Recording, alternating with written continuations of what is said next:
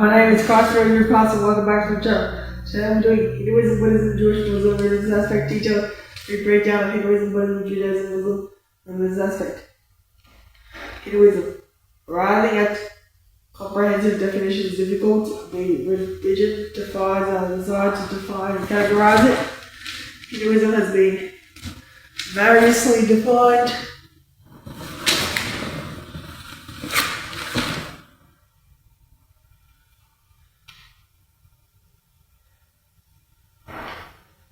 Journalistic drama on the Real Housewives of London. It's so clever. New way. The greatest of all time guest is Russian. Do you think that the modern Hindu understands nothing? But that's also because of some historical realities that we have to pass through colonization, things like that. What's the What's the influence now? Recognize yourself. The one question that people are struggling with is why I suffer. If you are born, you will suffer. Lord Rama created you suffering. So how do you end suffering? End suffering by There's some point in your spiritual journey where you will have the ticket to escape the cycle of birth and death. That's what I personally feel. The aim is not only escaping from life now. You become a reflection of the day. How does one explain ritualistic practice to the average person? Sanatana Dharma has never been a religion that teaches. If you don't follow the rules, it's not that somebody is going to come and beat you up. But what happens is that the energy that you are going to generate will take a bit more time to produce the correct result. What is samadhi? Samadhi is single-pointed absorption into a daily or thought-wise spiritual. It can only come when the Kundalini is awake. They say that you can go crazy after the awakening of a Kundalini. Yes. Since 1990s, according to research, Introduce the concept of Sanatana Dharma or Hinduism as the world calls it to someone who's never heard of the word Hinduism since 1990s, according to research, known as Sanatana Dharma, some of the debate among scholars of Hinduism. I think he is I've also the been only taken guest that by we had critics of in the the Western course view of our on 6 this years of podcasting, who's given us about 25 to 50 now it episodes. can be divided. That's the kind of depth of knowledge he has within his mind and heart. In today's podcast, we covered the basics of Sanatana Dharma, the basics of Hinduism. This is a fantastic intro episode when it comes to understanding Hindu culture. Adanta and Yoga are currently and the most the prominent. Sanatana value system. 6 after-class schools of He's Hinduism my are also favorite being guest. recognized the environment of One of natives. my all-time favorite topics. It's all about ancient For Indian reference, culture and I Sanatana had before, recommend you watch this Hinduism. So Hinduism, Buddhism, that's the reaction. The last reaction as well.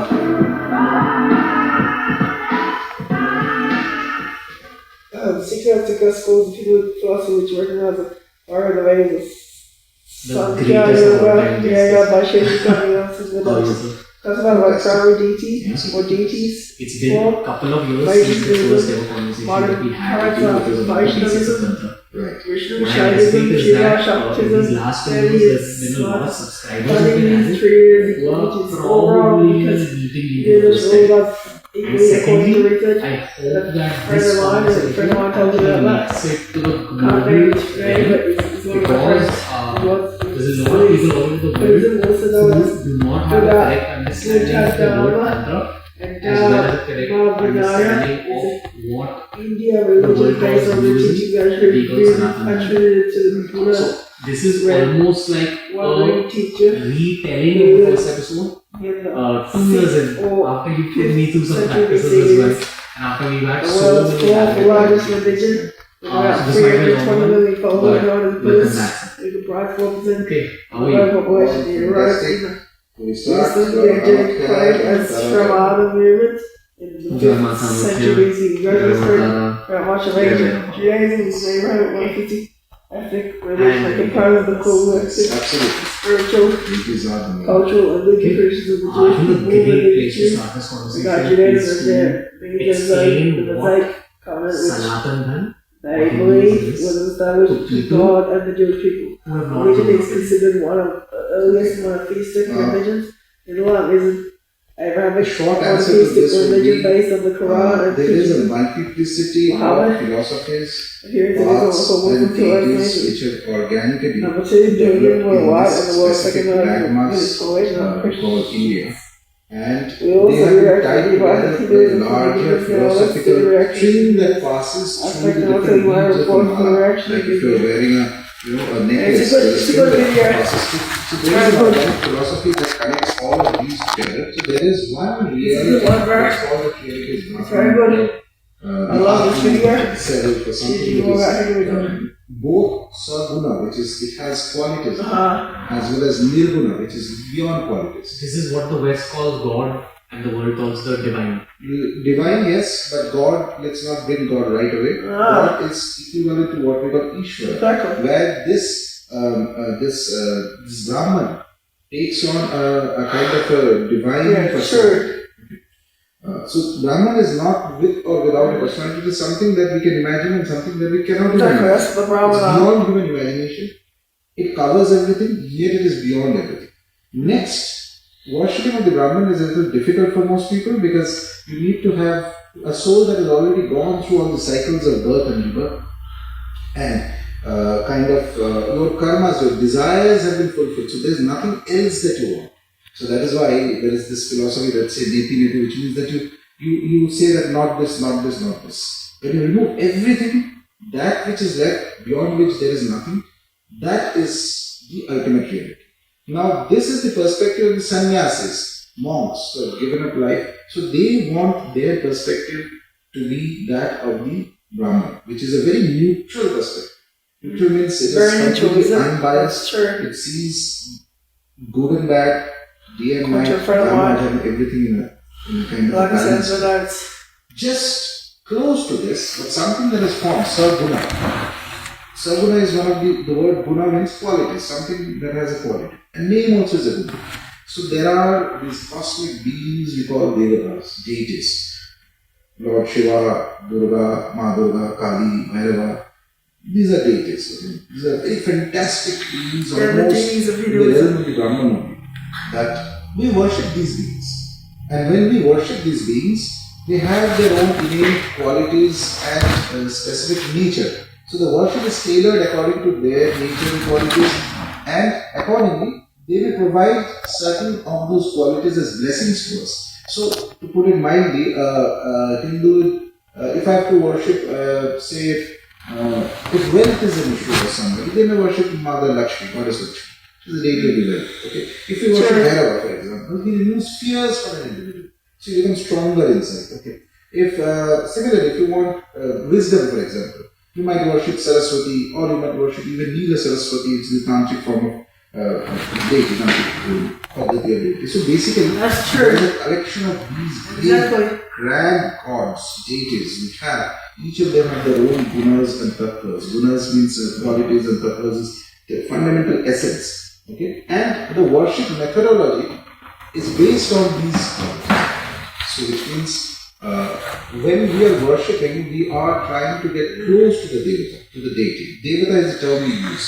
It's a deity. So if you are worshiping Shiva, you offer Bel Patra. You do Abhishekam to Shiva.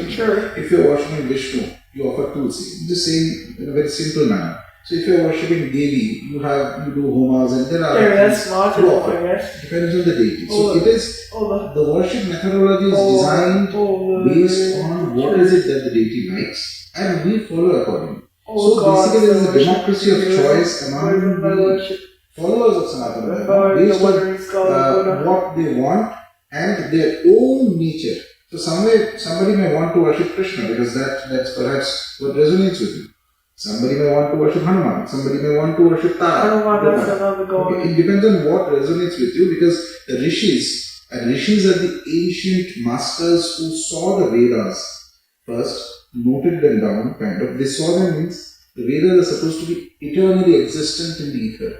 Okay? It's not that they composed it, they saw it, and there's an occult transmission that happens, and then they pass it on to their Shishyas and others. So they are the greatest of the masters. Our whole Hindu Dharma is based on the rishis. Whichever deity it may be, whichever path of sadhana it may be, it is the rishis who have given us this path. Okay? So this is very, very briefly speaking, how we understand the Dharma, Sanatana Dharma understands religion to be. And the question comes, why do you worship deities? Because it transforms you eventually from a human it does too, doesn't it? Yeah. condition to a divine condition. Okay. transforming into a divine condition or into the next state of consciousness is what I believe the goal of Sanatana Dharma is. Correct. Sanatana Dharma is what Hindus call Hinduism. Right. The question I have is, how do you explain what modern day Hindu life is to a foreigner? For example, the Christians, they go to church. They have their own prayers. In Islam, there are rules. You have to do certain things in the course of your lifetime to live your life a certain way.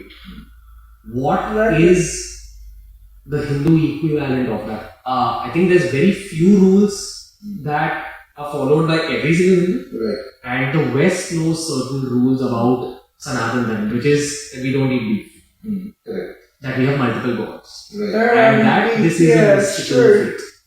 I think that's pretty much what most of the West understands about Sanatana Dharma. My friend told me. It's one thing to be on time for your flight.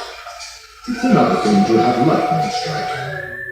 Things don't always go to plan when you travel, so get one-car travel insurance. It's the one thing you need when one thing goes wrong. Experience skin intimacy with Thomas Boreal. This is the story of how you can escape your pricey telco. It begins by trying Amazing and getting a mobile plan for just $15 with a massive 80 gigs of data for your first renewal. And, well, that's all there is to it.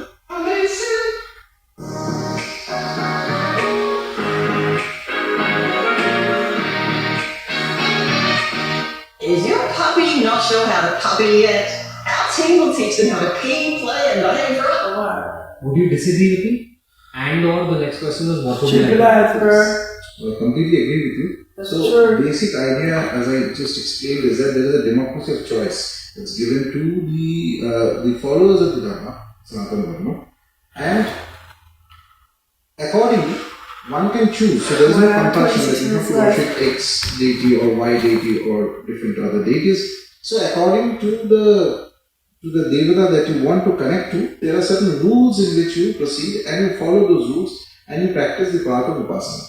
And also there is the other thing that our dharma is basically not, it's not a monastic dharma, which means that everybody has to become a monk, leaving society. No. There are people who That's will what become Buddhism monks. So there is a stage of life we call the ashrama. Ashrama is different stages. Ashrama. There is brahmacharya and Just this learning about now. and that. At the end, you go into what is known as sannyasa. So when you have kind of experienced life in a full and wholesome manner, then you may decide, okay, now I retire from life and I pursue that ultimate goal of being one with the Brahman. But not everyone actually does that in modern day India. Correct. And it is not even compulsory that everyone has to do that.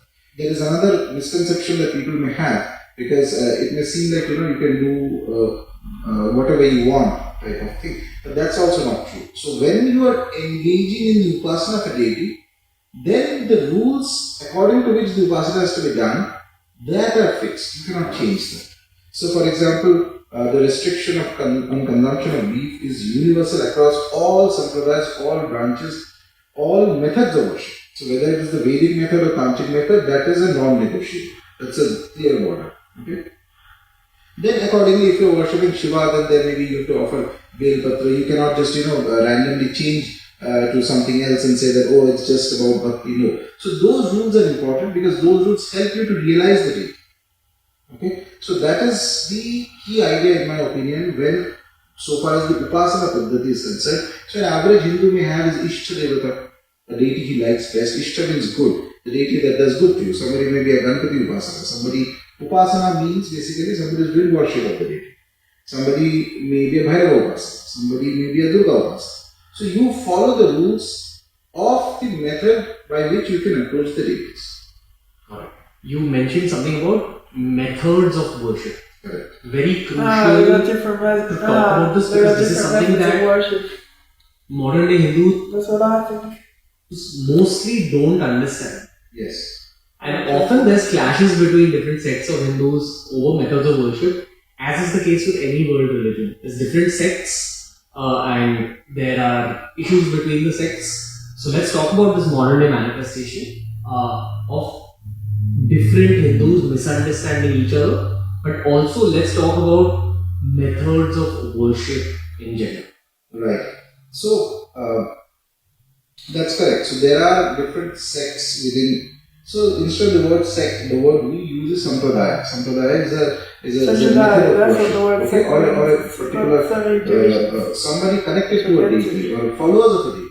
Let's put it this way. Upasakas of a deity. Okay. Inside the sampradaya, there may be even more sub-sampradayas. For example, Vaishnavism is worship of Vishnu. There could be many sampradayas inside Vaishnavism. Sri Vaishnavism is there. Then there's a Dvaita Vaishnavism is there. Then there's the Hare Krishna sect, the ISKCON followers are there. So there could be, and there will be slight differences in the way they approach them. The gurus will be very different. The methods may be different. But what ties all these things together, first thing has to be understood is that Hinduism is not a religion of one book, it's a religion of multiple books. Okay? The Shastras that we call, the holy texts, they govern the fundamentals of worship. They govern the fundamentals of, there are two aspects, both lifestyle as well as worship. So far as the fundamentals of worship are concerned, they are very categorically mentioned how to do this and how to do that and this and that, and we have to follow those. Okay, there is no sampradaya or kind of a sect of believers of a particular god or deity within Hindu Dharma who would survive the test of time if they don't adhere to the rules mentioned in the texts related to that deity. It is very, very important. So when sampradayas come into, there are sampradayas that have historically come into existence, for example, different times. So they have to pass through a phase that they have to prove to the others, for example. And we had a very healthy debate of criticism, counter-criticisms, answers, debates. At least till the 13th century, there used to be very fierce, what used to be called the Shastrartha, which is that, debates basically between different sampradayas, each one claiming that our methodology of worship or the way we do it or our philosophy is stronger than yours. So there's no physical violence, but there is absolutely free rein to debates, points, counterpoints, and it is through this churning process that many philosophies become more refined. So there is a complete culture of agreement and disagreement. There's nothing wrong in that, and it is mandatory on the followers or the intellectual followers of a certain sect to defend their path, defend their methodology of worship in the light of the Shastras. Shastra is the holy text. For example, let's say that if you're worshipping Vishnu, then you might have to you follow the Vishnu Purana or the Bhagavad Purana, and then from there are other texts also like this. Or if you're going to the Tantra, then there are the vast array of the Tantras. And you choose that, okay, what we are doing is based on XYZ Tantra, the dictums that are mentioned in this text, etc. So that textual, it's like that peg where you tie your philosophy. That's very important. Broadly speaking, there are two fundamental parts of philosophical parts of worship. One is the Veda. Vedic means it's not just the four Vedas, but there are the Veda Samhitas are there, the Brahmanas are there, Vedas are there, and the Upanishads. Upanishads are the philosophical part, and the Vedas are more the ritualistic part. Rituals are a method of communication, basically, because the deity is very vast. It's infinitely powerful, grander, vaster, eternal compared to an average human being. So these rituals were devised by the rishis so that you have a meaningful way of communicating with that energy. Yeah, this is the point where a lot of people all over the world start to disconnect with these kind of conversations, because the question that arises in a listener's mind is, hey, why should I be doing this religious practice? Yeah. And truth be told, how does one explain ritualistic practice to the average person? My only explanation is until you experience it yourself, after having an educated guidance through the process, that's when you'll be convinced. Right. But most people are not even willing to physically put their bodies through that kind of a practice. Yeah, so I agree to that, but on the other hand, I believe that rituals are very powerful. I mean, not just religion. Every time there is a ritual, everywhere in a human being's life, there are always rituals. Rituals are methods by which you align yourself to a particular space and time and energy.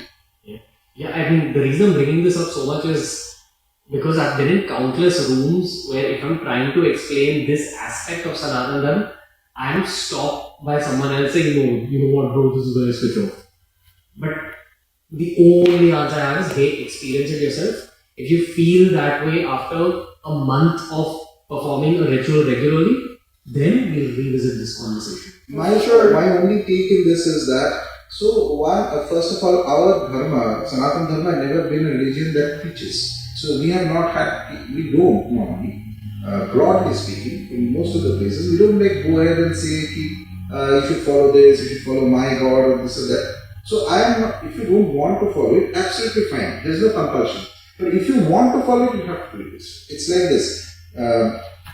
Suppose you are in school. To give another example, suppose there's a child, he goes to school, and in fact, when you start following rituals, the other thing that happens is that people say that I need to understand every step. No, you will not understand every step on day one. When a child goes to class 1, he is told that you learn the tables, you learn multiplication, division. He can ask a question, what good is this for me? Why is he doing it? His parents have told him, his teacher has told him, right? So only when he grows to a certain age and interacts with the world outside, then he sees that these are things very useful that he had learned at a younger age. Exactly the same way rituals work. This prayer ritual that we call puja, this is what you see in every Hindu household that practices Hinduism. Right. And as a kid, when you're growing up in a Hindu household, you will have a moment where you'll ask your parents, your relatives, hey, why are we doing this? And often there's no answer. The answer that you get is, this is just how it's done. At age 29, when I met you for the first time, I understood what a puja means, what a havan means. I think that's the question that the world has when it comes to Hinduism as well. Why do we do these kind of rituals? And why are there so many rituals? Why are there so many holidays in India? So many holidays, so it's a different question. But the rituals are designed in a very sound philosophical base. So it is not random. That's what I first say, that everything that we do comes from the rishis. They have codified it in the Shastras. Shastras are eternal. They have a power within them, a Shakti within them, by which they have survived and they will always survive. Okay? Specifically, those aspects of the Shastras that deal with the methodology of worship. How do you worship a deity? How do you worship this deity? There are two kinds of evidences, praman, that you can get from the world. One is that which you get from your five senses. One you can get from inference, observation, and this and that. And then there is a third thing, something that comes from the astral and the occult realms. Realms which you cannot see, hear, feel, touch, but those exist. And that is an element where initially for an average upasaka will not understand because you have no experience of it. But you have to take it on faith. That Shraddha, that faith is also an important part of any religious, of dharmic practice, religious practice, etc. How fun to say. Amazon Echo Dot, only $96. Right behind the Essentials kit, just $169. Where you find a competitor's lower price on the same stock item with better by 10%. Lowest prices are just too good. Oh my god. I don't even know what it has, bro. Mobile reception isn't going to fix the problem. Our business mobile plans give you flexible 5G Australia-wide coverage from $25 a month. Fuzzy broadband, that's the actual ones away. One would say, 1 year, today dreaming has become doing. I'm on board it.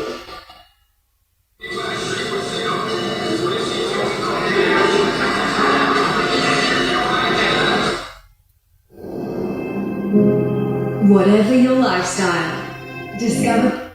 So far as the basic puja paddhati is concerned, we offer basically 5 tattvas at the initial stages to any deity. Tattva means 5 elements. So we believe that 5 elements, water, earth, water, fire, air and ether, these things have composed the whole universe. Along with that, there is also buddhi or intelligence, then there is the ego, and then the other tattvas also. Okay.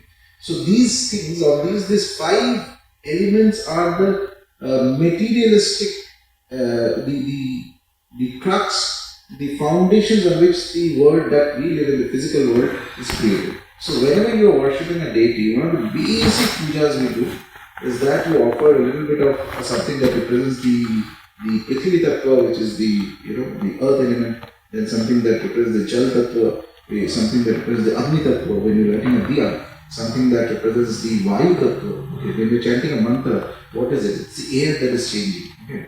and something that represents the Akash Tattva. Akash to me, we offer flowers. So these are the 5 things. So basically you are telling the deity, all that I am, these 5 have been composed, I am surrendering everything on you. The earth would be like the kumkum. Kumkum, exactly. Powders. Yes. And the Jal Tattva could be even a naivedya, a food offering that you are giving to the deity, because it's made of water. So this is the broad idea. The flowers represent the ether. Yeah, flower represents the Akash Tattva. Akash is the among the tattvas that is the most the elevated one, and elevated in the sense very subtle.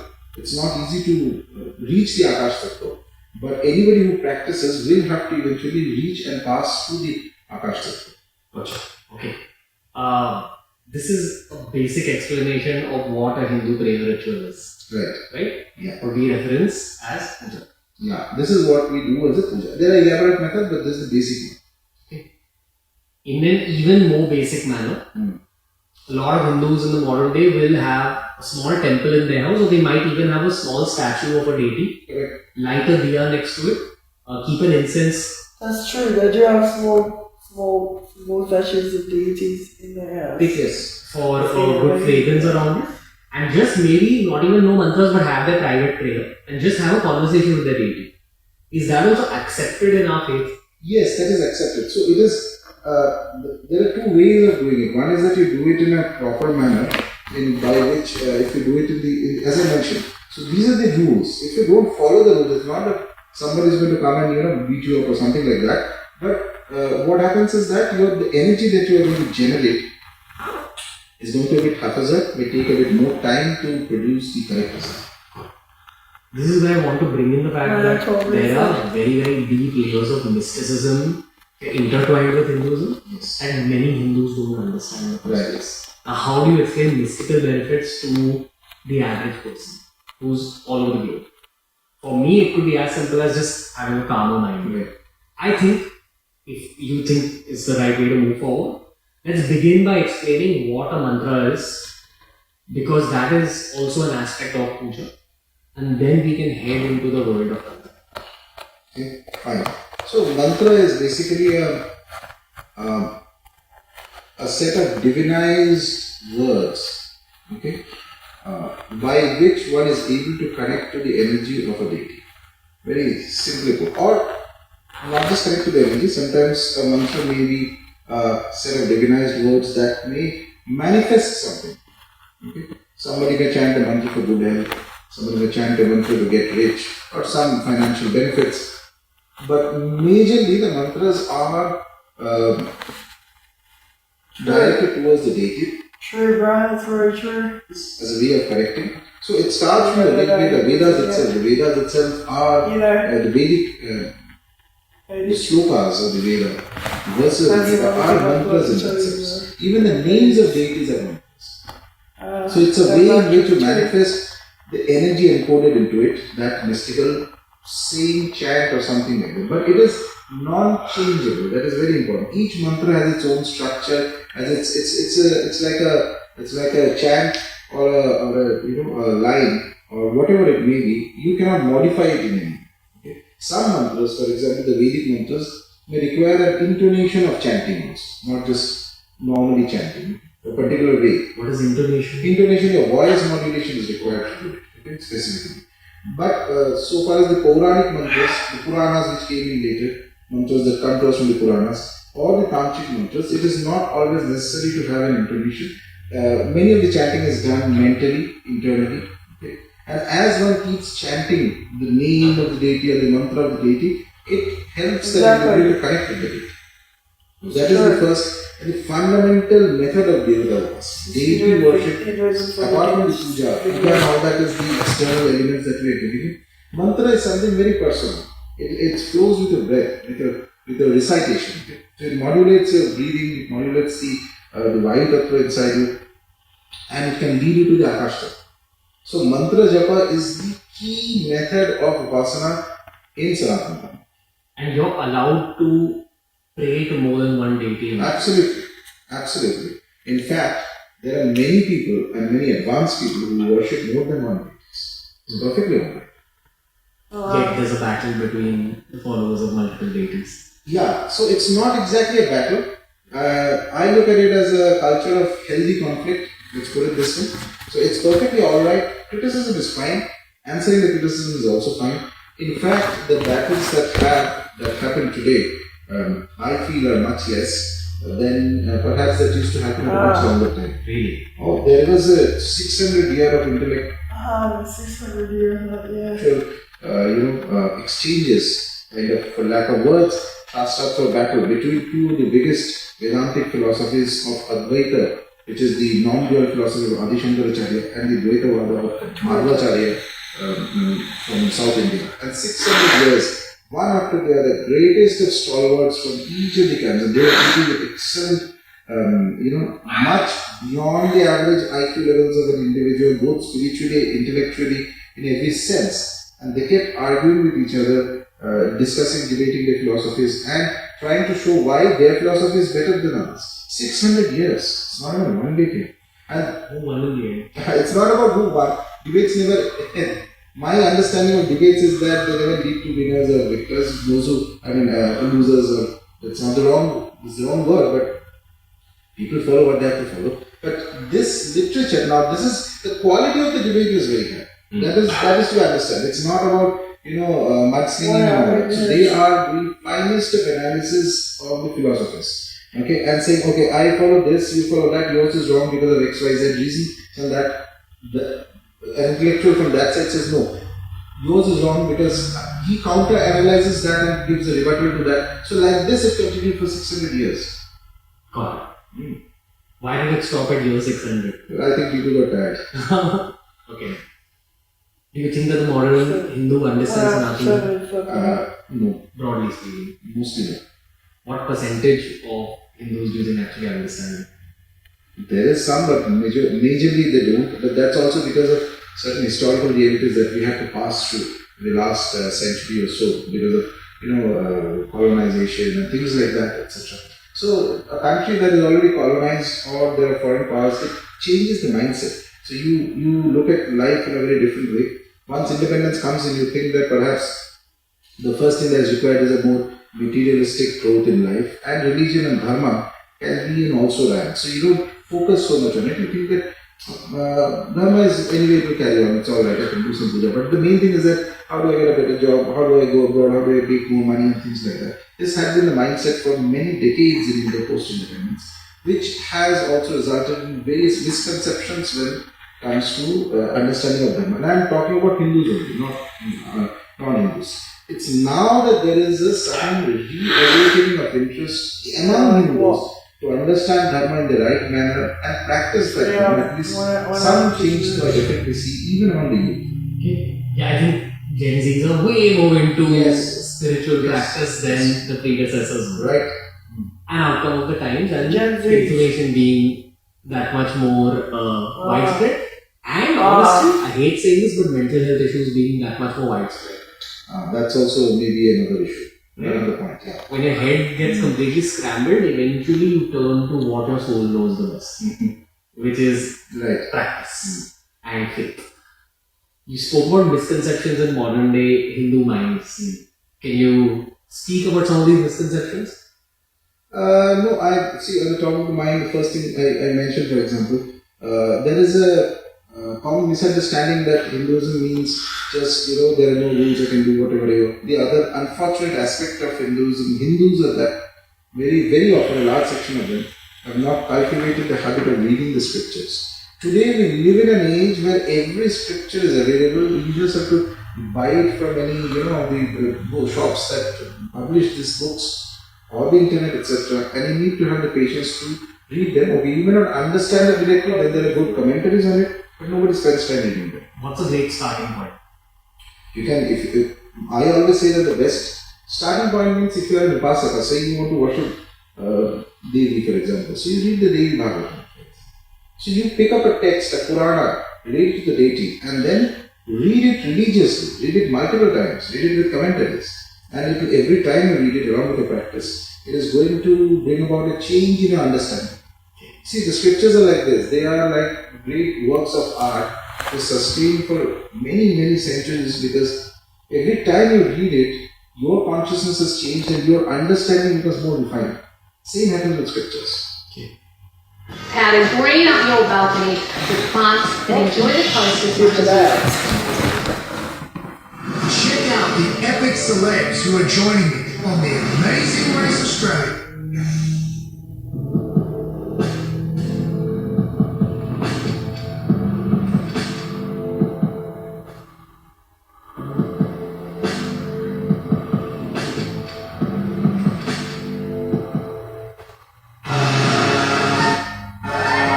Find your dream career in tourism, hospitality and travel.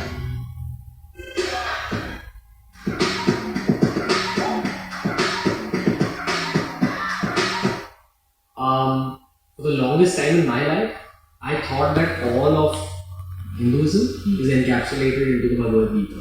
That's the capital misconception of Hindus. And I'm saying this with a lot of respect for the Bhagavad Gita. And so I do. Yes. Right?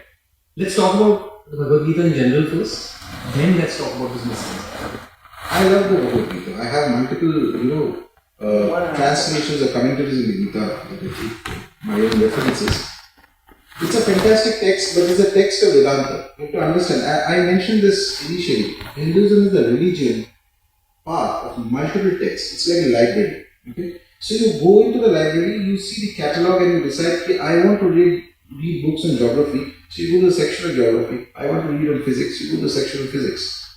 If you read a book on physics and say, I want English literature from this, then you are messing up things. That is what has happened with the Gita being taken as a universal common for all kinds of sampradayas. Gita is wonderful and a terrific Vedantic text. In fact, it is such a high-level text that to internalize the Gita is not at all easy. It's one thing to read the Gita, it's another thing to implement the instructions that Lord Krishna gives to Arjuna. Someone said it's very, very difficult.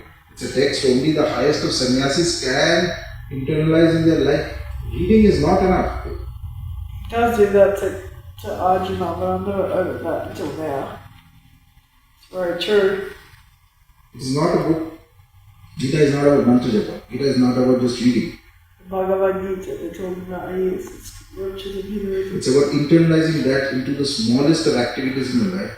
And it is so tough that very few people are of that kind of an inner makeup. Because Vedanta, which is the end of the Vedas, Anta means end of the Vedas, is a very high philosophy. It is a philosophy, in my opinion, it's a philosophy fit for the best of sannyasis. It is not necessarily a philosophy that an average person on the road can follow. For them, and it's, by the way, I don't mean, when I say Vedanta is for a select few people, I do not mean that it is only therefore there's a human mind tends to compartmentalize things and say, oh, so it's very high, so I only follow Vedanta because I want the highest thing. No, that's absolutely foolish. It is one path for us, for general people, for everybody. There are the worship of the deities that has been popularized. Even the Vedantic Sampradayas, the Shankara Mathas and all that, if you observe how they do ritualistic upasana of deities, that's like the fuel. The philosophy is your car. Without the fuel, it's not going to run. And the fuel at the end of the day comes back to the upasana of deities.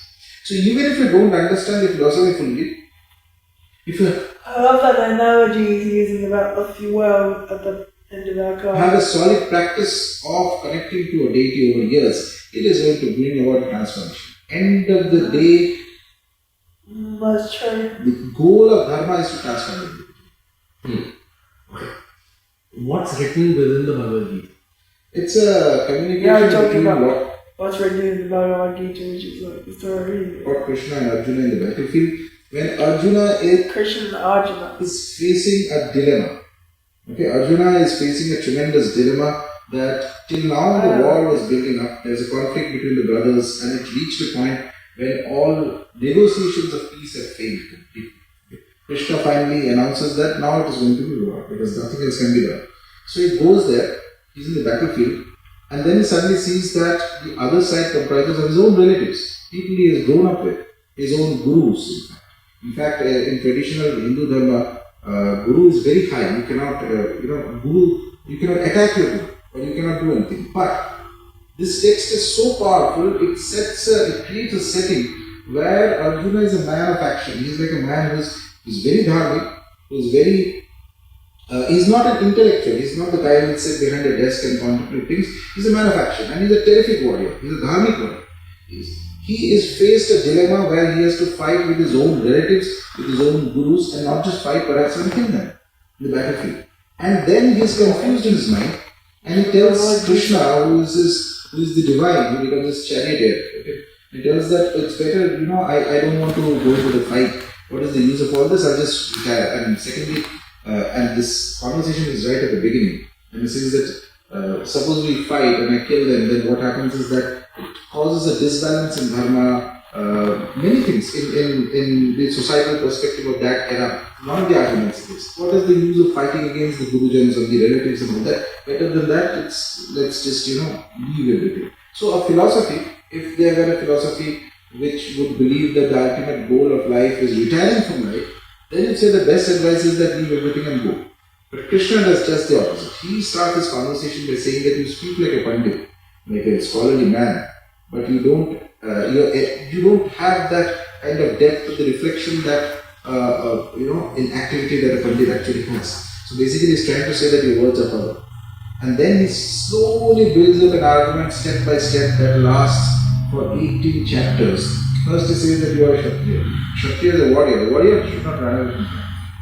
Then he slowly explains the spiritual understanding of things. And in the text in the middle, he explains Karma Yoga, what is the essence of activity without being attached to activity.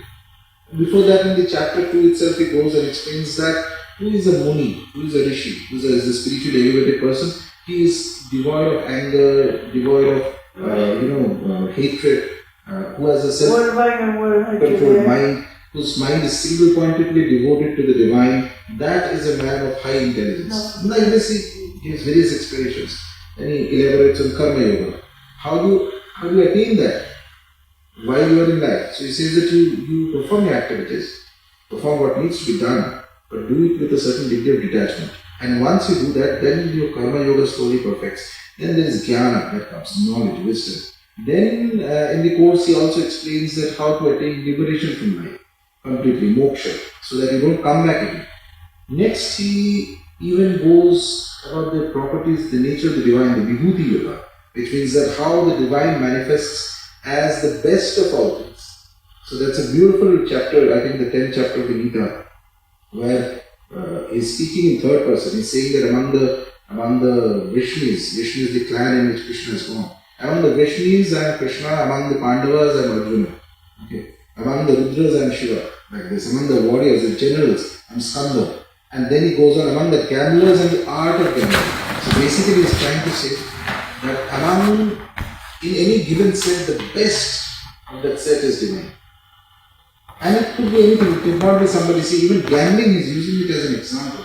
What is the best thing in gambling? The art of gambling. The peak. That which is cut above the average. That excellence in life is always a manifestation of the divine.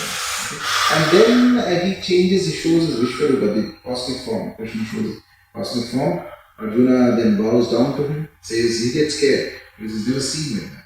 And then surrender comes. Bhakti. So bhakti gets built. First there is karma yoga. Your activities in the life, you cannot run away from that. It's a beautiful play, sloka, where Arjuna Krishna says that there is nothing that I need to do. And yet he takes birth and he, as an avatara to help society to develop consciousness, he doesn't need to do anything.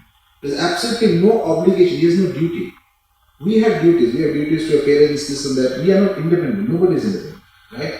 So the divine is completely independent. Yet the divine manifests in this plane, helps society. So he says that the implication is that if the divine is doing it, then you also have your duties. You cannot run away from your duties. But you do your duties with a degree of detachment. You are not attached to anybody and anything. A part of you stands apart while you do what needs to be done. Okay? And as you keep doing that, there will be a manifestation of knowledge, jnana. So you will have what is called the Purusha and the Prakriti. Prakriti is your automated biological body and nature that comes from the natural birth that you get. And in that there is a soul that steps aside from it and observes. Every activity is being done, and yet there is a part of you that is standing apart and observing. That is the Purusha. Okay.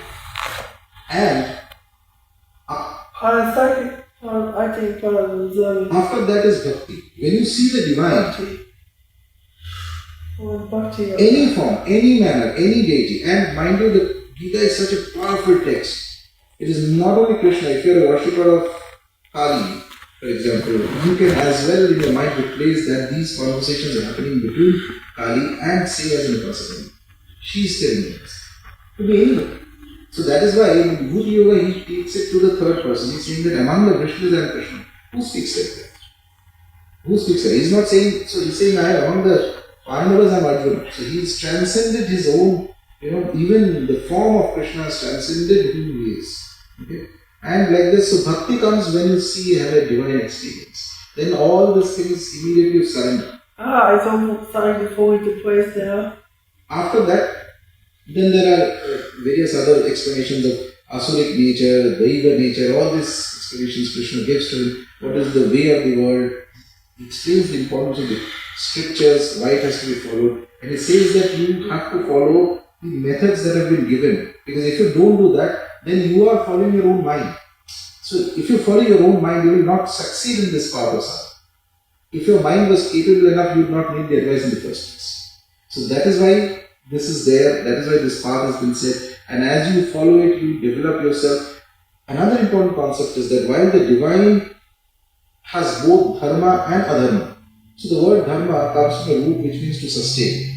So that which sustains is dharma. Okay. So that worship of the deity sustains us, helps us to grow stronger in all qualities. So he says the divine, ultimate divine is balanced, it has a balanced eye. With a uniform eye, it looks at both black and white, dharma, dharma. But we cannot do that. We are in the world of God. So you have to change, you have to differentiate between what is dharma, what is adharma, and stay away from it. Because it is going to pull you down. Okay? So you follow the path of dharma and follow the scriptures, mandated things. At the end of this full discourse, he tells to Arjuna that now that I have told you this great secret, now do what you wish to do. There is no force involved in this. The Gita has no force. He is not saying that now that I have given you this, so you go ahead and do this, this is a compulsory part. No, he says that now you contemplate and you decide what is the best thing you want to do. And by the end of the discourse, Arjuna decides that its duty is important. It's not enough. See, he is not saying that I need to run away from manifestation in the world. I have to be here, I have to perform the duty, but do it in a detached manner. In that, we will attain the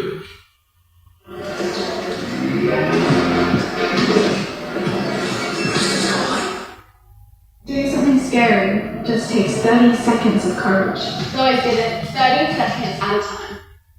No, Farmer's Day! Getting the pressure washer kit, only $249. Jump up barbecue set, just $8.50. Where you find a competitor's lower price on the same stock item, we'll beat it by 10%. Lowest prices are just the beginning.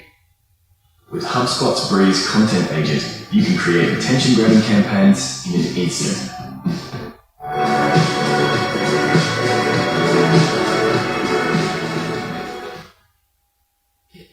The reason I think the Bhagavad Gita has become so popular on a world stage is because it answers a lot of modern day problems. Yeah, but my take is that what I told you here, it will take a lot of time for somebody to understand this just by just reading the Gita. It's not a conclusion I reached in one reading of the Gita. Gita is a text that is meant for Vedanta. I repeat this. Gita is not a text meant for just Upasana of a deity. It is a text meant for Vedanta. If you are suited for Vedanta, if somebody is temperamentally suited for Vedanta, then Gita is a fantastic text. I have seen people in my life who know the Gita by heart. Okay? 700 verses by heart. And yet, when the first tragedy strikes in life, they are completely clueless like any other average person. So my question is, what is the use of reading the Gita if you are not able to harmonize the teachings of the Gita? It is not meant for everybody. Because at the time when the Gita was made popular, it was popular, but it was popular among the Vedantists.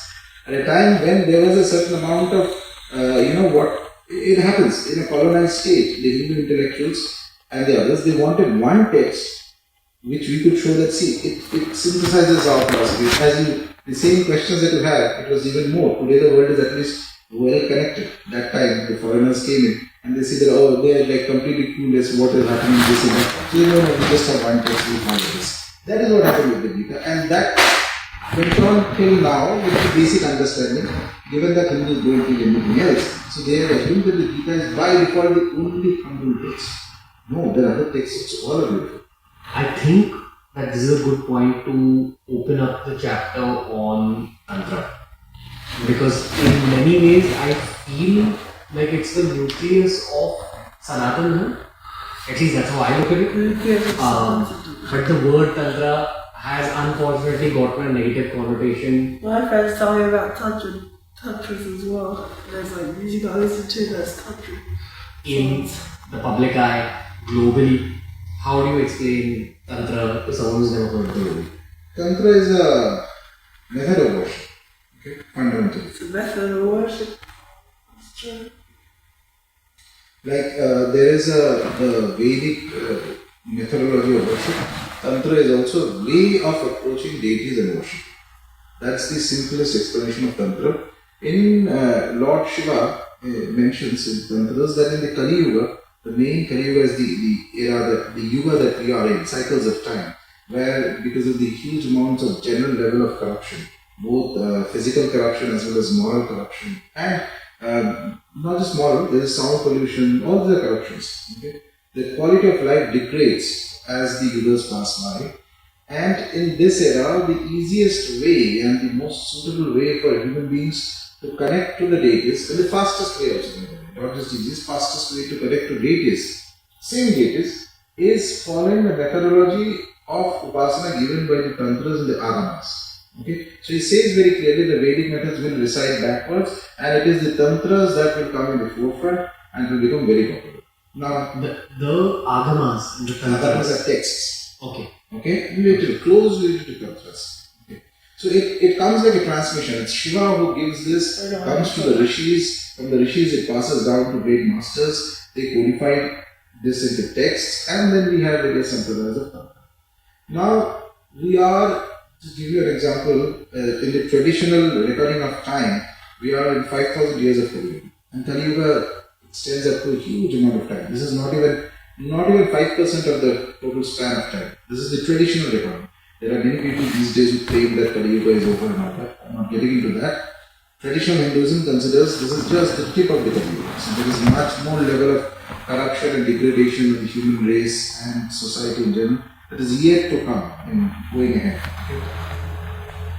In this, today in India, the most popular of all religious festivals, Hindu festivals, is the Navratras, if you look at it that way. It's one of the biggest festivals. It is followed across India. Yeah, the method of following will be different. In North India, you follow it for 9 days. In Bengal side, we do the Durga Puja for 4 days. Things like that. But Navratra is a very, very key ritual that is followed, or perhaps the most popular ritual right now. And the whole germination, the basis of Navratras are somewhere from Devi Upasana and the Tantras. Whether it is the Tantric. As a Hindu festival, I still gotta do. If you want me to do Hindu festivals, subscribe to my channel, do all this other stuff, and I'll do Puranas or the Tantra actual Tantric texts. By Tantric Purana, I mean the Kalika Purana and all that. Texts like that. So that is where, so in a way, the prediction that Lord Shiva gives, he's not saying, he's not arguing, he's just making a statement, a prediction that in the Kali Yuga, it is the Tantras that will be the primary method of Upasana. It has already started happening. When the method, so people do Devi Upasana during Navratras, but is it coming from the Vedas? No. The germination of the Upasana of Devi, in whatever manner they are doing, is coming from the Tantras. So Tantra is already becoming mainstream without people realizing it. And it's just a matter of time when Tantra, and I firmly believe that in the coming decades, in its truest form, will become like a de facto religion, a de facto dharmic path in Hinduism among masses. It is a thing this time has come. And there are forces which are aligned strongly in this manner, and it is going to happen. It's not dependent on A or B individual, but it is like the thing that has time has come. You're saying most Hindus are going to adopt tantric practices? Some of the other tantric method of upasana or deities. What is a very basic tantric upasana that is being followed already? Navratra, for example. When you are doing the mantras, say you are doing the Navana mantra, which is one of the mantras of Devi, most popular mantra of Ma Durga, which is like widely practiced across India, though there are restrictions in terms of there is a guru and all that needed, but even without that also I've seen innumerable people chanting the Navana mantra across. So its popularity is skyrocketing. It is a mantra that comes from the mantras. The Tantric mantra. These are mantras. These are mantras. The seed mantra. Seed tantra is this concept that from a deity, his energies or her energy can be encapsulated in a sound formation which does not have a specific meaning. But as you keep repeating that specific sound, and the repetition has its other rules also along with it, when those rules are followed, it's sufficiently chanted, which could be lakhs and lakhs, by the way. For example, rules, it starts manifesting, just like a seed develops into a tree, so it starts manifesting the energy of the deity inside the individual. That is a vision. This very concept comes from the mantras. Okay, an average Hindu who's staying in South Mumbai or South Delhi, they say they're waking up to Hinduism again. But the word Tantra as well as the phrase Tantric practices seem a little too far away for them from their heart. Right? Are they doing any It's far away from the heart, it's true. Practices right now by going for puja, by doing the puja? Is doing the puja, yeah. that Tantric in any way? It could be. It could be. At least it is Puranic. Puranic means the 5 tattvas that we are giving. That's like from the Puranas, I guess. Comes from the various Puranas and all that. But there is an overlap with the tantras. Overlap automatically happens when you are using the mantras. For example, there are, along with when you are offering the 5 tattvas, there are basic mantras with which you offer. Those mantras have bejas. Bejas are all tantra. In fact, Ganpati. Bejas are all tantra, yeah. The tantras are innumerable. Exactly. There is a Shadakshari, 6 Akshara mantra of Ganpati. The text say that you have to imagine Ganpati like a wild elephant in musk. Okay, musk means when an elephant is in sexually excited state. Okay, that kind of. And there are other iconographic descriptions of the image and things like that, etc. With a certain sankalpa. Sankalpa is before you start, you make a promise to the deity. I'm going to do this amount of japa. 6 lakh japa of that mantra within a certain phase of period of time. If it is done, along with that, there are 5 rituals. It will bring about a tremendous experience of one. Okay. So there's one version of praying as a Hindu where you sit in front of a temple, pray, you do puja, you chadao prasad, you chadao flowers. Yeah. This is what we've inherited from our parents. Yeah. And now someone's watching this Rajeshi Nandi podcast and thinking to themselves, hey, I kind of want to take up tantric practices. I kind of do, but I don't like because it. I still like Hinduism, I still support it, but like, I don't really want perhaps a sharper, faster way of going about spiritual growth in the path that we know as Sanatana. Right. Any of the deities in their house, in their mandir, say they have a Ganpati Murti, they have a Hanumanji, they have a Krishna Bhagwan. Each of these, just like any other Hindu deity, has a form of tantric practice associated with it. But in order to take it up, you need to be guided by a guru. Right. How do you find a guru? How do you find a guru is the toughest question. There are no easy answers to it. So, no matter what you have to do with your until you find a guru, what do you do? Yeah. That is the most important question. So, until you find a guru, you still do practices which are allowed to be done without a guru. So, Dharma has been based like that. There are things that you can do. For example, just taking the name of Ganpati or the 108 names of Ashtottara Nama, we call it 108 names of a deity. So, Ashtottara Nama of Ganpati can be chanted by anybody. Every deity has an Ashtottara Nama? Every deity. They have a Shastra also, 1,000 names. Okay. And some deities will have multiple versions of the Shastra. So, you have to just sit in one place. Sit in one place, light a diya, sit calmly, clean clothes, take a bath if possible. Okay. Light a diya, one agarbatti, one incense or something that is fragrant. Chant those names. Say you do it for Ganpati, you do it say 5 times or 7 times, and continue this for a few months. Don't break the pattern. Every day. Every day. It's going to create an energy, tremendous energy around. Okay. Felix, incredible value, sign up in minutes, so ironically, it's mobile that's normal talk. Ed, you're sitting on a monster. Big, isn't it? Awaken your super.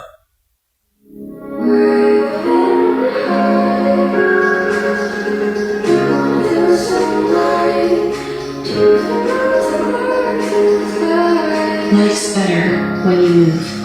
Uniqlo. This is what you can do without having a good. Yes, definitely. But Tantra by itself, for the sake of completion, Tantra, the mantra is only the first stage. So, as it becomes more advanced, more deeper, then you need what is known as Diksha, initiation from a Guru, and then Tantra bifurcates into multiple variations of Tantra. And this is where, since you did mention that in the West it is looked at as one thing and in India people have a negative connotation, why that comes in, and it's important to understand the context of it. So Tantra has, broadly speaking, two bifurcations. One is the Vamachara and the Dakshinachara. Dakshina means right. They call it like, share, subscribe, In subscribe, Dakshinachara, you worship the deity with all like, share, subscribe. methods, the Tantra, mantra, That means come to like, share, subscribe, ritualistic practice of worship, mantra is the deity. Okay. The chants. Chants. Actually, my According to this channel, they're switching over the other channel. Tantra, mantra, and mantra of the deities is a diagrammatic representation of the deity.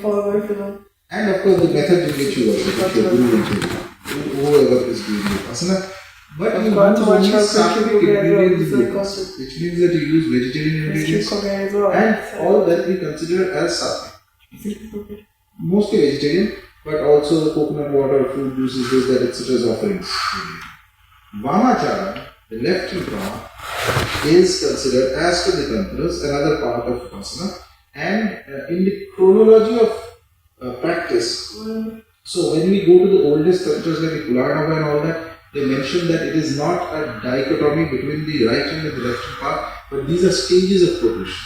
So a perfection in Tantra sadhana, suppose there is one, two individual who has attained absolute perfection, and that may require lifetimes of practice. It is not about one lifetime. None of these are one lifetime practices, by the way. So Shiva says in the Kularnava that after you have mastered Dakshinachara, then you will have to enter into Vamachara, where you will offer 5 tattvas to the deity. 5 tattvas, the first thing that comes is sanctified alcohol. Okay, sanctified means with the help of mantras it is purified. Okay, it is transformed. Only then it can be offered. It's called karan. Like, then there is meat offering, there is fish offering. That's very true. There is mudra, which is specifically grains, and then there is maithili. But that is also sanctified through mantras. It's not at all a normal physical interaction between Sorry, there's a square over this thing. I'll just react to this. man and woman. It's a different thing. But these idea, the philosophy behind it is that those things which you think are obstructions in the path, that which will degrade you, it is those that can also lift you and take you to the realm of the deity.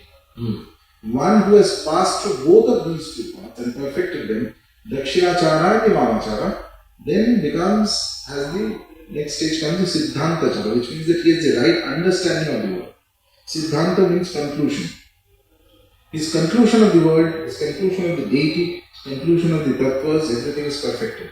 And then the last stage comes is Kolachara. Kola means basically somebody who has, it's almost like he is one with the deity.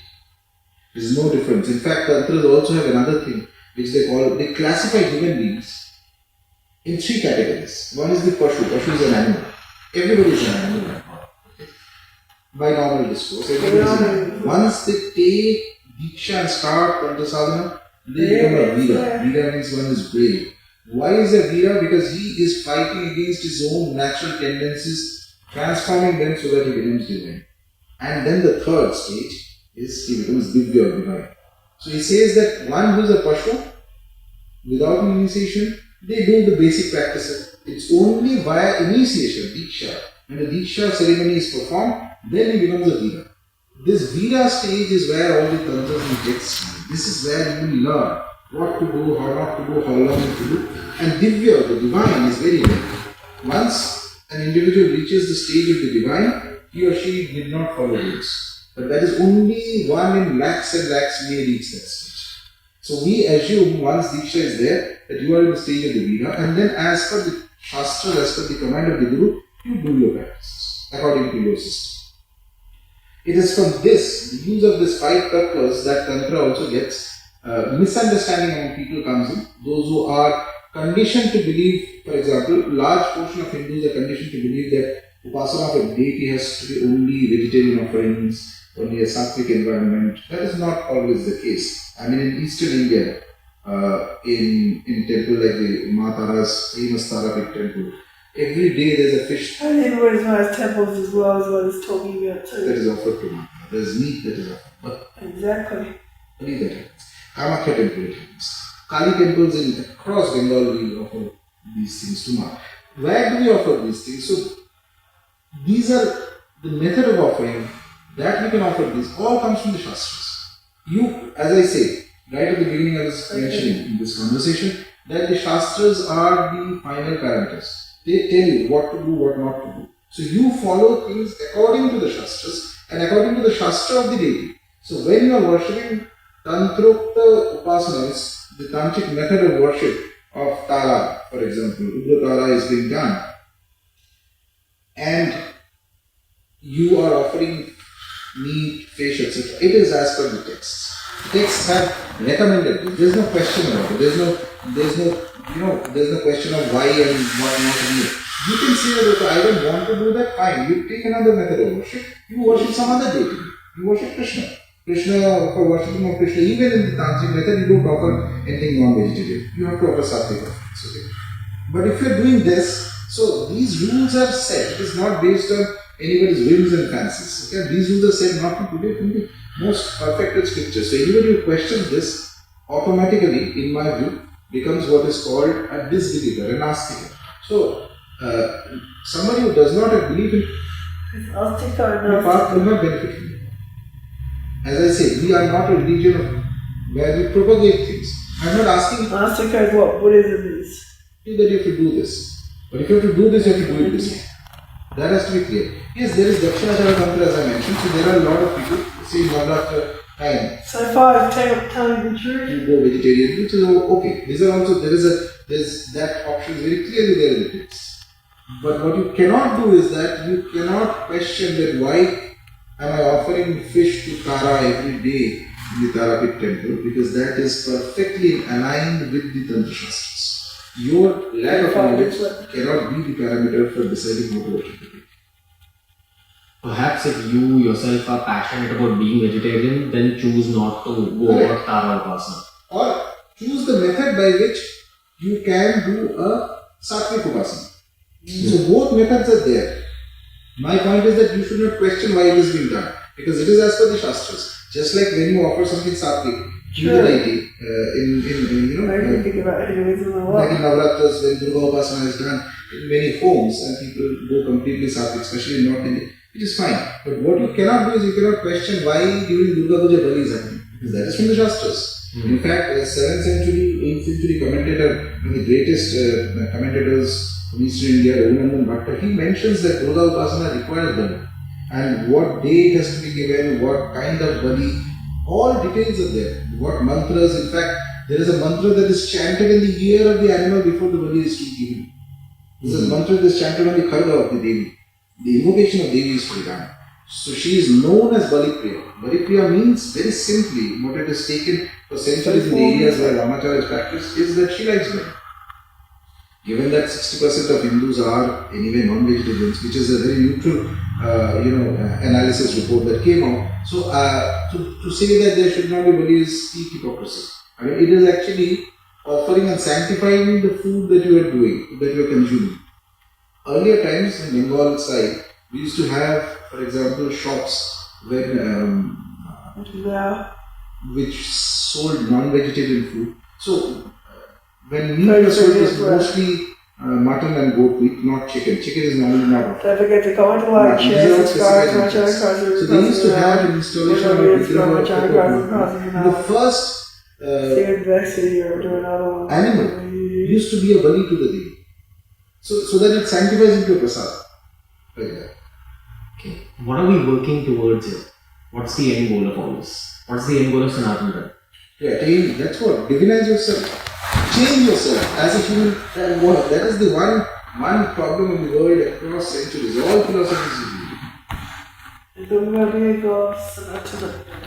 End of the day, the one question that people have struggled with is, why am I suffering? If you are born, you will suffer. Lord Rama also had periods of suffering, at least in the text that is mentioned. So you and me, we are ordinary people, we will suffer. So how do you end suffering? You end suffering by transcending yourself from the human condition to divine condition, by becoming a reflection of the deity. Now suppose the deity you are worshipping is Mashantara, cremation ground time. Then you worship the method through which it has to be worshipped, her worship occurs, which she likes, so that eventually you end up in a state where you reflect that energy of the deity, you transcend your humanness, you go beyond suffering, you go beyond into that state. That is the final goal. By pursuing a deity, you are already on the path of evolution, because the deity's consciousness is much higher. That is why you are worshipping. The whole world functions in this principle that he or she or whatever has lesser energy gets automatically drawn, or the word we use, which I think is more accurate, Shakti. Those that individual process anything that is lesser Shakti gets organically drawn towards that which is the higher. Today a film star goes, everybody goes crazy as a film star is. Why? Because for good or bad, he or she has a Shakti. Fame is a Shakti. Power, money is a Shakti. Prime Minister is a Shakti. Military power is one kind of Shakti. Writing is a Shakti. Speaking is a Shakti. Well, that's a Shakti according to me. Class, my friends, and Hindu friends on YouTube. They're all manifestations of power. I like this podcast. Tantra says that power is divine. Divinizing power is the key goal, philosophical I like it goal so of much. culture. Because there are asuric powers also. We don't want to go there. We want powers that originate from the deities. Okay? And then the use of that power is not based on your ego. It's on the command of the deity. So basically, the idea is that you not only survive, you don't just survive, you triumph over life. And that can only be done by deity. You cannot do that. Human beings are flawed. Human birth is meant for suffering. Some other the suffering will come. Doesn't matter how good your house one may have. Suffering is going to come. The only way you go beyond suffering is you transform yourself into the reflection of the deity. That is the end goal of Upasana. So there's some point in your own spiritual journey where you will have the ticket to escape the cycle of birth and death. Yes. That's pretty much what Hinduism is about. Birth and death. That is what we call the moksha traditionally. Moksha. And moksha too. Okay. And every Tantra Upasak who sticks to the process over lifetimes will eventually reach that goal. Yeah, but more than that, what I personally feel, the aim is not even escaping from life and death. You become a reflection of the deity. If you escape from life and death, that's to give a rough analogy. Suppose there's a group of people playing video games. So you just say that, okay, I'm done. I'm bored out of it. Fine. But what if there's somebody who says, no, I'm not done, but I will become such a terrific player that I'll never lose. Which is more fun? You tell me. Understood. So there could be upasaks who cross that point of moksha and say, no, actually I'll just stay back. Whether they cross or not, I don't know. But there are great, terrific, powerful souls who do not transcend completely. They stay back and they guide, and they may not be in the forefront. And they are so powerful that they are almost a reflection of the deity. There is a particular section in some of the Kashmiri Shaiva texts which I had read long back, if I remember it correctly. So they say categorization of Shaktipat. Shaktipat is transformation that the Guru makes on an individual by the infusion of Shakti power, divine power. Some souls, it says, I am a guru because my name is Prosper Guru Pastor. No, it's Guru Pastor. I do it for Hinduism and I do it for Christianity. Instantly liberated. But liberation does not necessarily mean that, completely out of the cycle or something like that. But they become such powerful reflections of Shiva. Because Shiva is the ultimate goal in the Shaiva, Kashmiri Shaiva path. They become such powerful reflections of Shiva or Bhairava, Parava Bhairava, who is the Para Bhairava, great Bhairava. And they in turn are absolutely free. So remember this, freedom is one of the goals of Upasana. Freedom means you, me, anybody else, we are not free. there is always some or the other binding that is there in your mind. Whether, okay, you have to finish your work, you have to go home, you have to eat your food at this moment, 10 people may be dependent on you, this and that. Those are not freedoms. To be free is something that only a deity understands. Humans don't understand. We have never been free. From birth to death, nobody is ever free. Okay?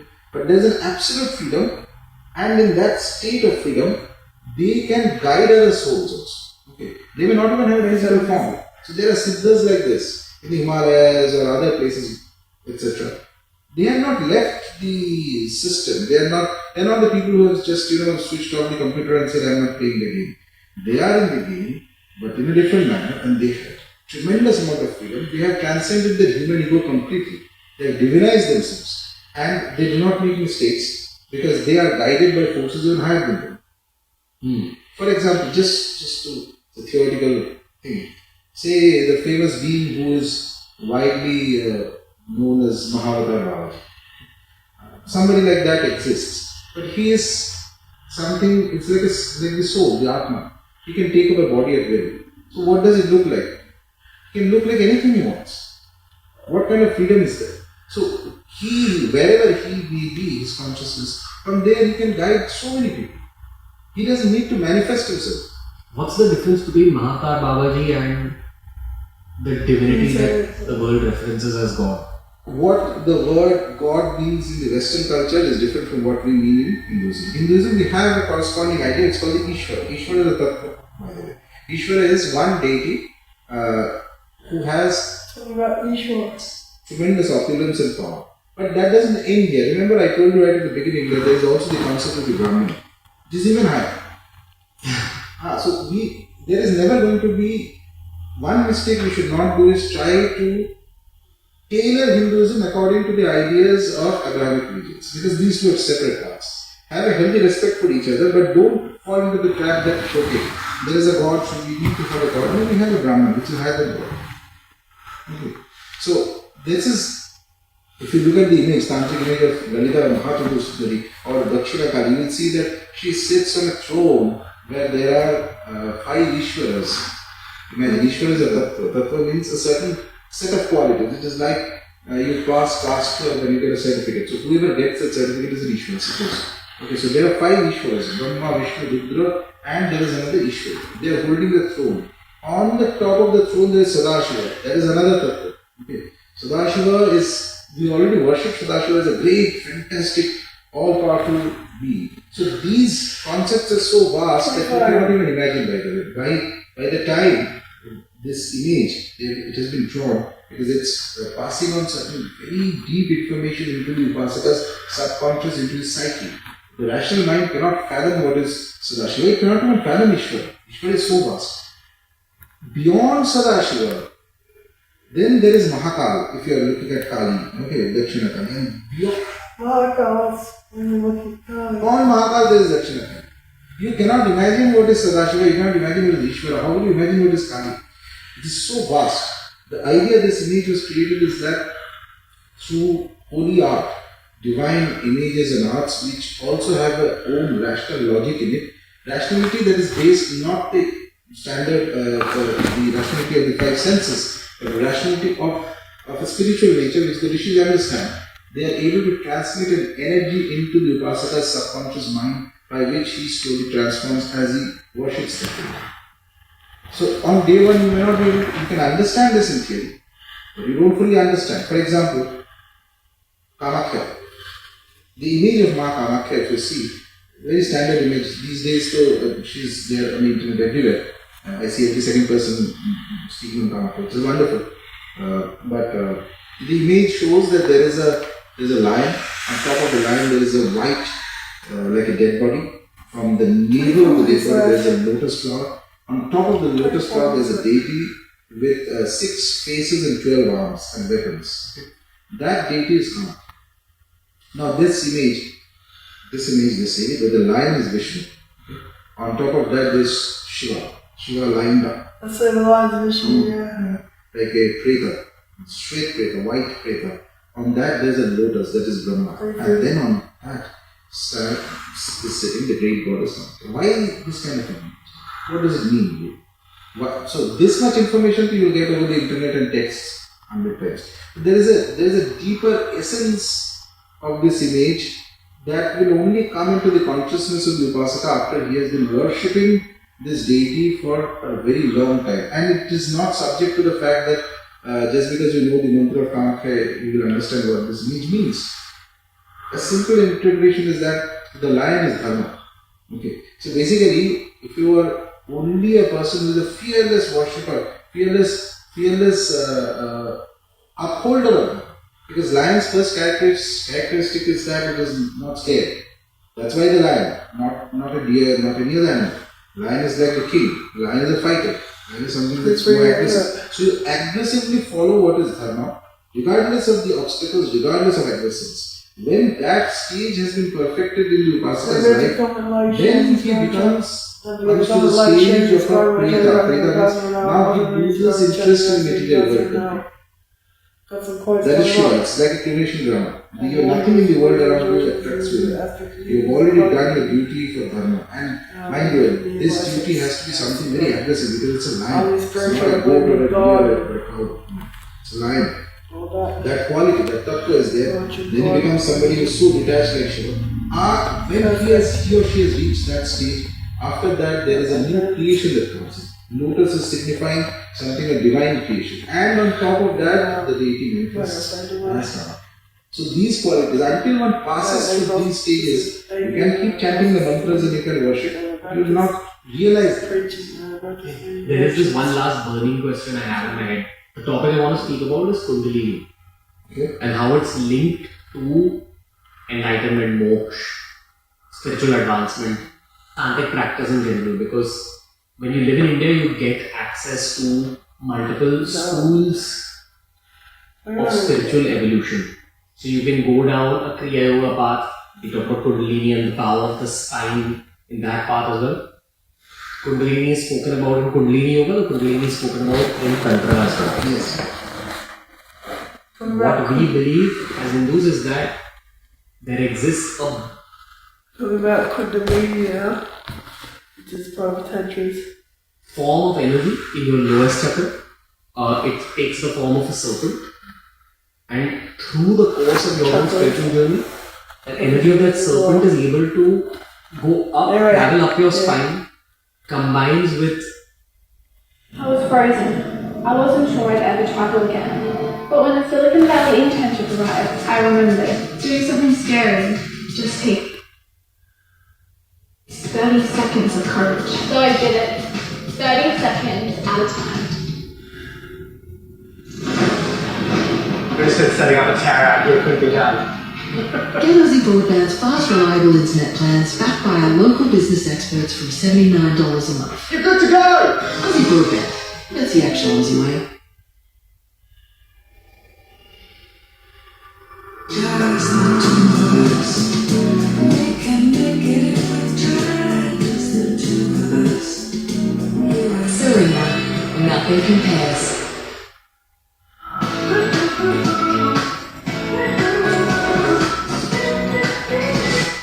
Your third eye chakra or at your forehead, and that is when great spiritual change and or great damage, if you do this whole practice in an unguided manner, can take place in your life. And do you think the Kundalini is a topic worth mentioning in detail in this episode? Well, yes, all topics are worth mentioning. Why not Kundalini? More or less what you say is correct, but more or less that's the theory. There's a gap between theory and reality.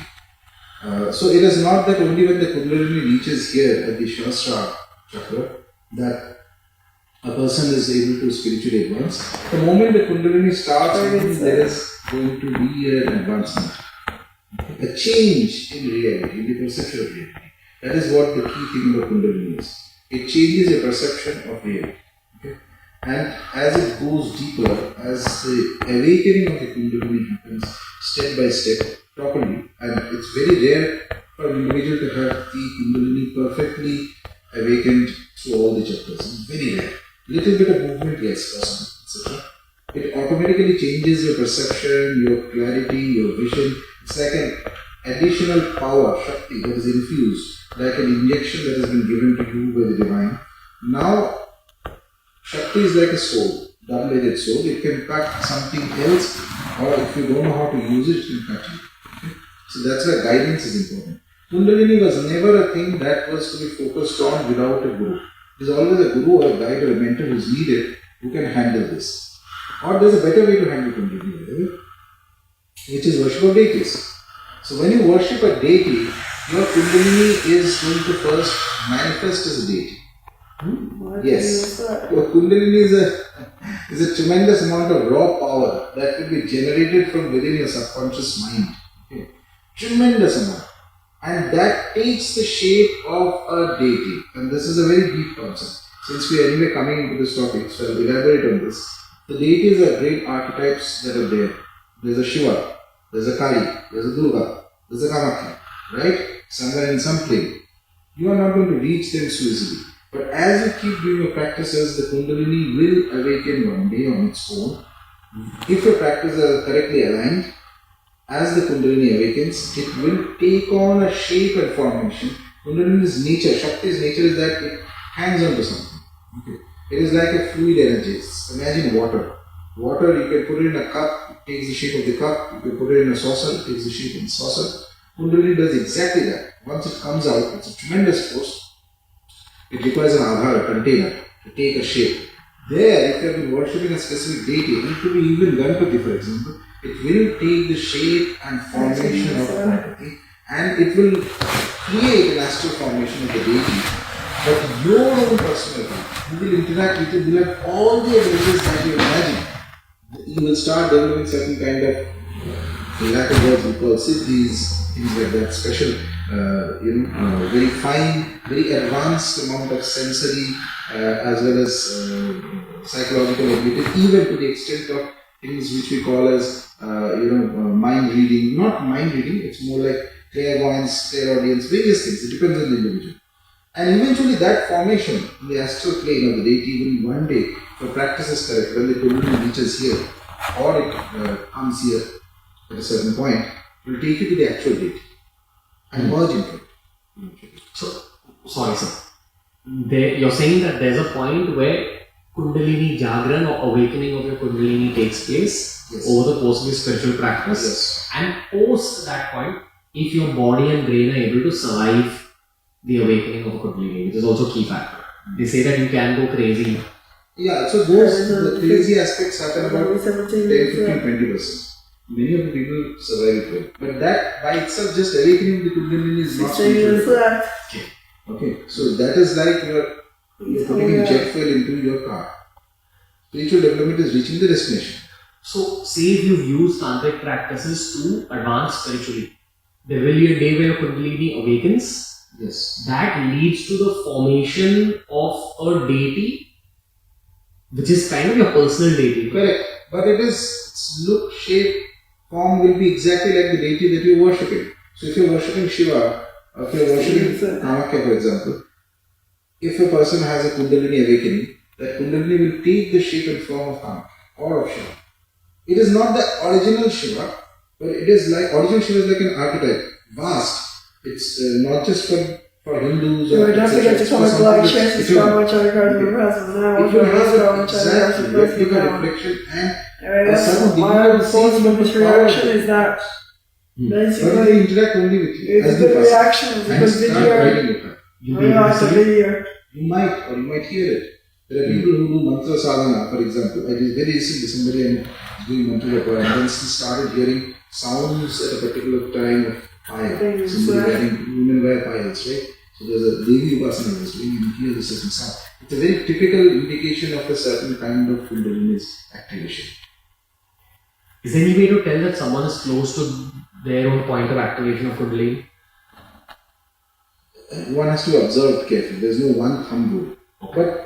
But the idea is that one should not look forward to just a Kundalini awakening, because that, again, just Kundalini is like a very, like as I said, like a jet fuel. It makes processes run very fast. But if you don't know where you are going, you can crash.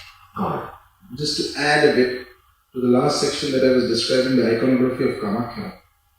And there is that lotus that comes in at the end. That lotus is itself an indication of the Kundalini awakening. Once these two stages have been crossed in the Upasaka, then the Kundalini awakens. And from there, Kamakhya descends into the Upasaka's mind and body. Okay. Do you wish to talk about the spine at all? Yes, so spine, the human spine has 6 psychological chakras. Psychological because if you do an anatomic, dissection, you won't find any of this. So there are 72,000 nadis, energy channels to which energy flows into the body. There are places where these come together specifically, crisscross each other, and those are specific energy points in the body. So like this, there are 6 of them. Okay? From the Muladhara, Swadhisthana, like this, there are 6 of them. In some texts, they mention even 9 and 12 also, in some older texts. So mind you, these are psychological points, they don't have a physical existence. But psychology is far more powerful than the physical world. Always remember this, that which is more subtle is way more powerful than the physical. The subtle can control the physical. We follow laws, but laws don't have a physical existence. They are a shared, agreed upon idea. And the idea is so powerful that it is making you behave in a certain way. So it's controlling the physical. So the psychological actually controls the physical. So this way there are 6 chakras. As Kundalini, these chakras are mostly closed in individual or functioning part. As it goes up, it opens up each of these chakras. Various powers start manifesting. Clarity emerges in that. A tremendous amount of exceptional clarity. It's like the glasses have been, it's like you were wearing hazy glasses and you thin it and suddenly everything looks brighter and more sharper like this. So like this it keeps going. And there are 3 knots in the scheme of spine. Knot means places where there are blockages. So just like a knot. So these knots actually pierce the Kundalini. One is the Brahma Granthi, which is at the base. Brahma Granthi, once it spears the Shakti of Kundalini, that person attains steadiness and stillness. He will not go anymore. Okay? He can sit for long hours. Not only that, he has the discipline to carry on. His mind doesn't run around, I'm feeling bored today, I will not do the practice more. Once that stage is crossed, it will manifest in his life as somebody who is very steady. Then there is the Vishnu Granthi, which is in the heart, deep inside the heart, behind the Anahata Chakra.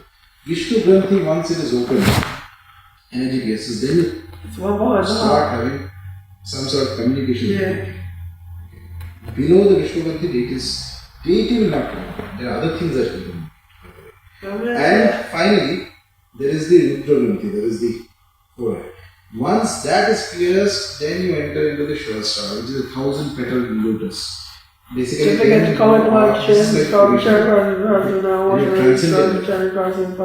there it is Shiva cosmic formation of deities. What is Samadhi?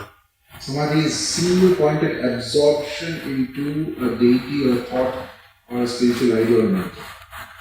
Single pointed. There is no wavering. It can only come when the Kundalini is awake. These are all linked things. This is the second chance. Eventually one understands. Not everybody will understand because you must have the psychological development in your mind to be able to tie these things together, which is why the whole Kundalini, only few individuals can follow this. Rest you not understand, but you can experience it. As you keep progressing down this tantric path, are you able to see layers of reality that you weren't able to see earlier? Any spiritual path. Once you start developing your vision, your auditory senses, this and that, there is a subtle aspect to this. There is a physical aspect of this. Like physically you're talking to somebody, see. The subtle aspect of this. The subtle aspect will get activated.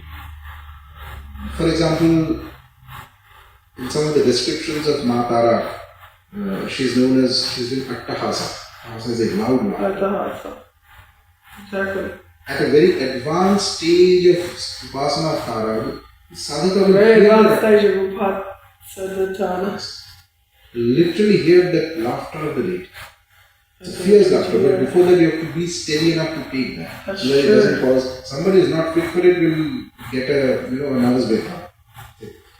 And one has to remember that when these things manifest to the Upasaka, there will be corresponding reflections of it around the Upasakas. Storage King has hassle-free storage solutions. Storage King, the kings of storage moving in more. We could explain the 23 years of engineering that got us from a straight. Yes, good. It's time. to our latest technology. But all that matters is how it drives. It's not a hybrid, it's a Honda hybrid. So progressive here. What is this? I have two! I'm ready to play for you next. This was me, man.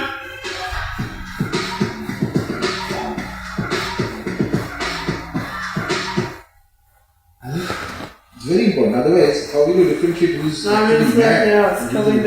A mad man can say, I am hearing various things. Upasaka is also saying that I am hearing the Attahasa or I am hearing the sound of a pile or something. How do you differentiate between the two? Because what is inside is also outside. As your consciousness changes, there are going to be changes outside. By looking and observing those changes, the science, you will know that actually is it progress or is it something you are degrading? And that is where, since most upasakas start this path new, and obviously you don't know, it's a new field. For everybody it's a new field. That's why the guru becomes so important. Because he or she knows the pitfalls, knows how to judge, knows which is the point to stress, which is the point to ignore. What is it that you should, there will be on the path, people will have hundreds of experiences, it's natural. Some people have a more, there's another thing, and again, Sri Aurobindo beautifully mentions this. All the upasakas can be categorized into two parts. One is the Ishvara and the Ishwari, which is the Purusha, one who has a little bit more psychological, the masculine tendencies, psychological, and one who has the more feminine tendencies. This concept also comes in Vajrayana Buddhism. So one who has the more feminine tendencies, and by tendency I mean it will be male or female, so nothing to do with the physical gender, will start getting psychic visions, abilities, this, that, very fast. The one with the more masculine tendencies may not get any vision, may not get any psychic abilities, nothing, but will get to samadhi faster. Will have a single point of concentration. Will be able to absorb themselves into the practice, forgetting the world around them. Okay. Eventually these two will blend together. It's not that one is separate from the other, but these understandings are important. Otherwise, for a person who has a tendency to see visions, for example, very quickly they start a practice of a deity, they are seeing dreams and visions and this and that. Until that is streamlined, until that is organized in a way where it makes sense, the person will go completely haywire. Because experiences are nothing until they cause a realization, and a realization is useful to the extent that it causes transformation. That is the final goal. You cannot forget the final goal. That is why philosophy becomes so important in everything. Philosophy is the Google map through which you will reach somewhere. If you don't have that map, you are heading towards Himalaya, you will end up in Kanyakumari. Okay. Maybe one last question on today's episode. What's the role of the geographical landmass that we know as India? And I'm asking you this because I've been studying a lot about deities that are not prayed to anymore. Deities that exist in different cultures, like Zeus in Greek culture, Gilgamesh in Mesopotamian. There are African deities. There are lots of South American deities. There are Egyptian deities like Ra, Anubis, etc. I mean, all of these had their own version of ritualistic prayer. You could pray to them. And the world has gone through a very long phase of undocumented history, in my opinion. Because of constant cataclysms, meteors hitting the earth, just the nature of time eroding all these places. This is what the work of Graham Hancock is related to. There is a show on Netflix called Ancient Apocalypse. If you're not willing to listen to all of Graham Hancock's episodes with Joe Rogan, go watch Ancient Apocalypse. But my point is that deities have existed all over the globe and in many different geographical regions. Deity worship has stopped. I believe it's only practiced in our land, in some pockets of Asia like Mongolia, China, Japan. And I'm pretty sure it's practiced by tribal populations all over the world. Right. What do you think of this international deity worship? What do you think of our geographical land that we know as India? Because I feel on some level, I look forward to the videos that it's What video has an ancestor to teaching follow lots deity. about Hinduism? Which is why anyone What I stuck think around about in the this video, conversation until this point feels a sense of curiosity related to deity worship. There must be some role that India is playing. What's your opinion? So there are two questions, if I gather it correctly. One is the importance of the landmass called India and about deity worship. So deity worship has always been there. Of course, there are changes that have happened. There are political changes that have happened, religious changes that have happened. When some deities have gone back into the fold. So the question is, if the question is that what happens to those deities, they just retreat back into whichever fold, and depending on the nature of the deity. There's nothing more to it. So deities, a true deity, the one we call deities, and I'm talking from the Hindu perspective. I'm not at all a globalist in terms of let's worship all deities. I will worship what I know. Others I respectfully bow from a distance. A deity that we understand in Dharma, in Hinduism, is eternal. Eternal means tomorrow, if all human beings were to vanish from Earth, Shiva is still going to exist. It will not make the slightest difference to me.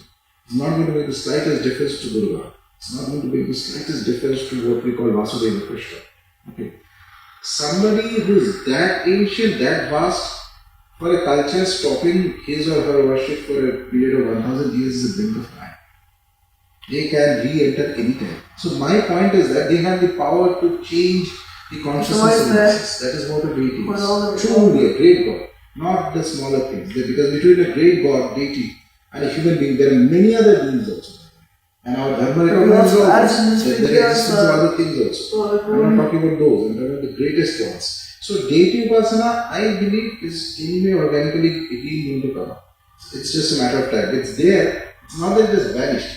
It is like taken a step back in certain places. India, on the other hand, it is the land of the rishis, the blessings of the rishis, that deity upasana not only exists, in spite of various colonization attempts that we have had, and religious colonization attempts actually.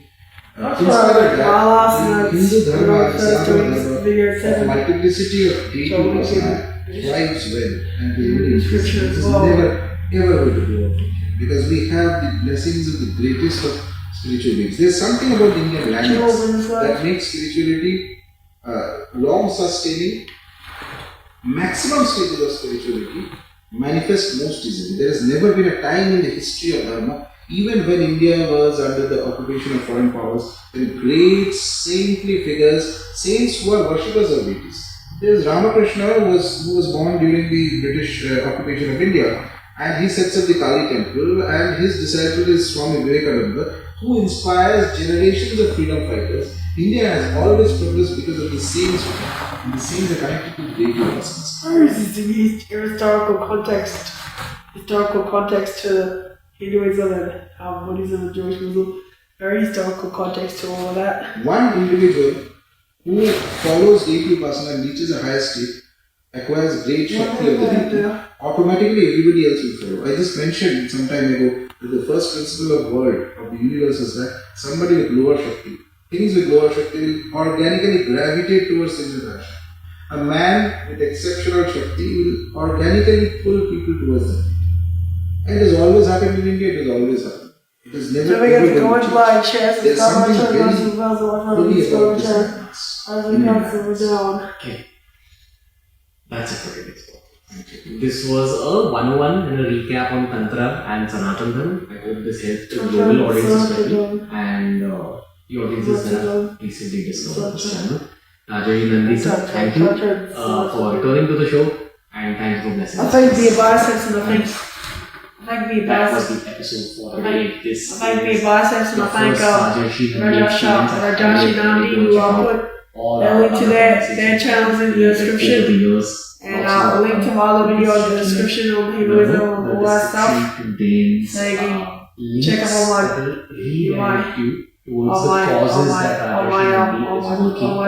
my series. Please go check them out as well. So I continue to say what's on my series and I'll share my channel trying to rebuild what was lost over the last 1500 years. Be it temples, be it cultural values, be it ancient knowledge. We're in a rebuilding phase. That's what this podcast is trying to do. Don't forget to comment, like, share, subscribe, it's share across the this conversation I felt very good in this conversation. Don't forget to comment, like, share. And see faces. Don't forget to comment, like, share, subscribe, and turn on the notifications. That's for now. Alright, I'll tell you my thoughts and your thoughts on that. Don't forget to comment, like, share, subscribe, and turn on the notifications. Anyway. So we ended up. This is the story of how a family escaped it. It's a good video. It talked about all these different things in there. And yeah, all that. Don't forget to comment, like, share, subscribe to my channel, Cosmic Puzzle from now on. Whatever reason, my channel, Cosmic Puzzle from now on. Anyway, I've got a Hinduism Buddhism aspect and another video for a big biceps reaction that I'll be doing. Watch the notes and a video of someone thinking. Really nice or something else. And I've got Hinduism Buddhism aspect quotes and spiritual and believing Jewish Muslim aspect quotes. And then I got spiritual believing in God and so much with God, religion and all that. Religious aspect of Anabaptist preaching, Anabaptist music reactions, Nazarene music, and I've got Nazarene as a prayer, and I've got also got agnostic and atheistic and all these other things coming out, so keep your eye out for that. Anyway, peace out. It's Christ Ministries.